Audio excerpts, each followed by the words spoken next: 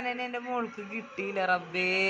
ചുച്ച എന്താണ് കാണിക്കണ? എവിടെ പോണേണ് ചുച്ച?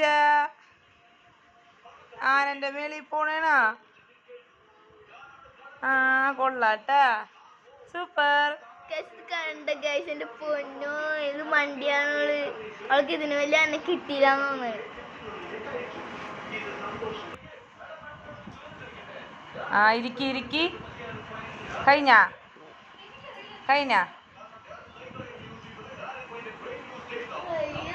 ആ ഇരിക്കി ഇരിക്കി ഇരിക്കി.